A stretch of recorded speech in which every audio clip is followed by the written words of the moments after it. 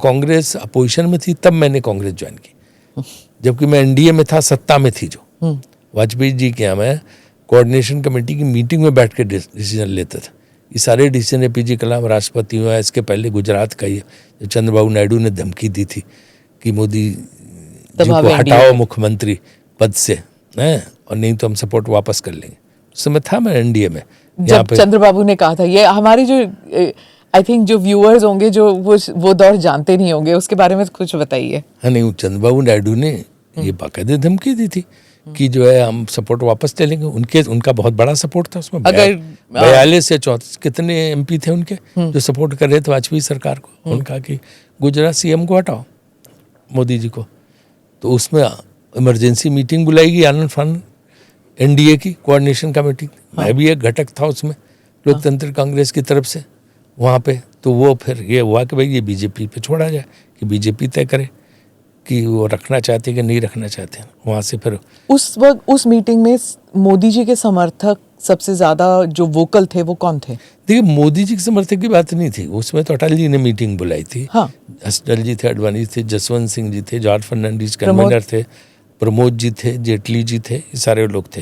लेकिन घटक दलों में ये जब बात वहाँ पे आई कि भाई ये चीज़ ऐसी है कि इसमें जिस पार्टी की जिस राज्य में जो सरकार है उस पार्टी के ऊपर छोड़ा जाए कि वो क्या करना चाहती, उस मुख्यमंत्री को हटाना चाहती कि नहीं हटाना चाहती। कल को अगर आंध्र प्रदेश में कुछ आए, कुछ गड़बड़ हो जाए, तो हमें यहाँ से नहीं कहना चाहिए कि चंद्रबाबू नायडू जी वहाँ मुख्यमंत्री रहें कि नहीं रहें, ये तेलुगु देशम तय करें। इसी तरह गुजरात के केस में भी भाजपा तय करे कि उसे रखना है कि नहीं रखना।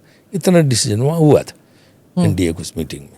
लेकिन जिस तरह चंद्रबाबू नायडू ने उस वक्त बोला था, और कोई था उस घटक दल में जिसने ये कहा कि हाँ नहीं मोदी जी को हटाना चाहिए? नहीं, उसमें और किसी नहीं बोला था, किसी ने नहीं। उसमें उस मीटिंग में मुझे लगता है, जो मुझे जितना याद पड़ता, मेरे ख्याल से फारूक अब्दुल्ला भी थे, ममता जी भी थी, मुरासुली मारन थे, शरद यादव भी थे। फारूक अब्दुल्ला चुप थे मेरे ख्याल से, फारूक अब्दुल्ला भी थे, ये सारे लोग, क्योंकि उस समय ये देख रहे थे कि क्या सब लोग बोलते हैं। तो वहाँ ये तय हुआ कि भाई इन पे छोड़ा जाए। हम ये नहीं कहते उनको रोको या हटाओ, लेकिन बीजेपी तय करे।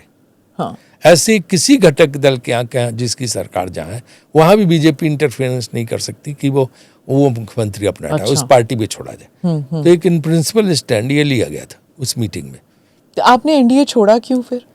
मुझे ऐसा लगा कि राजीव गांधी से हमारी दोस्ती ये सभी है, और कांग्रेस जो है एक मुश्किल दौर में है, और तो उधर चलना चाहिए, साथ देना चाहिए इस समय।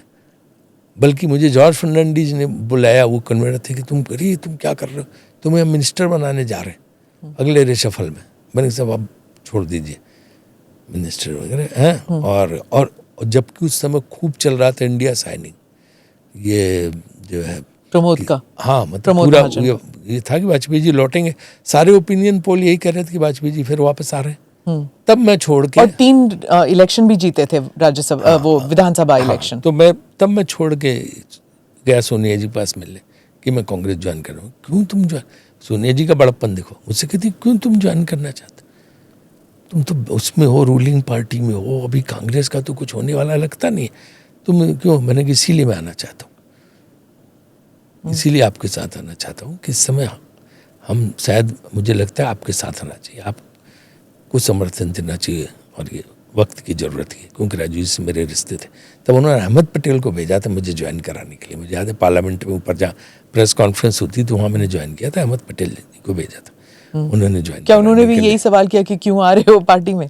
उन्होंने मतलब एक उनका बड़प्पन देखिए, वो हमारे इंटरेस्ट की चिंता कर रही थी कि तुम क्यों जो है, हम तो अपोजिशन में हैं, अभी कोई उम्मीद भी नहीं लग रही, फिर भी तुम क्यों आना चाहते हो? मैंने कहा नहीं, मैं आना चाहता हूँ। और अपनी राज्यसभा सीट लेके मैं जा रहा था, मैं राज्यसभा में था, खुद अपनी ली हुई राज्यसभा थी, वो लेके मैंने ज्वाइन किया। और जब प्रमोद महाजन ने मुझसे कहा कि तुम क्या गलती कर गए, क्यों जा रहे हो, 50 सीट आएगी कांग्रेस की सिर्फ, तुम क्यों जा रहे हो, ये तुम गलती कर रहे हो, ये वो। मैंने तय कर लिया, और वाजपेयी जी को बता दिया था मैंने कि मैं ऐसे कर रहा हूँ। तो उनका अच्छा क्यों? मैंने कहा ठीक है, तुम्हारा जो फैसला।